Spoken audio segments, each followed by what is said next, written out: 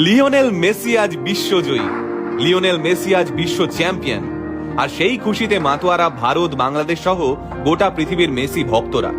খেলা শেষ হয়েছে বেশ কিছুক্ষণ হলো, কিন্তু চারদিকে বাজি আর পটকার আওয়াজে কান পাতা দায়। আর্জেন্টিনার পতাকা গায়ে জড়িয়ে মেসি নাম চিৎকার করতে করতে পাগলের মতো দৌড়চ্ছে 8 থেকে 80 সবাই। বাবা কাকার বয়সী মানুষদের চোখে জল। এই রাত আনন্দের রাত, এই রাত উদযাপনের রাত, এই রাত লিওনেল মেসি নামক এক 5 ফুট 7 ইঞ্চির জাদুকরে জিতে যাওয়ার রাত। তাই কলকাতা থেকে চট্টগ্রাম হয়ে বুয়েন্স আইরেস, সব জায়গায় ছবিটা একই।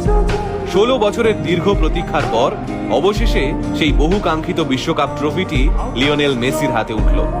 আজ মেসির হাতে ওঠার পর বিশ্বকাপ ট্রফিটিও যেন স্বস্তির নিঃশ্বাস ফেলছে।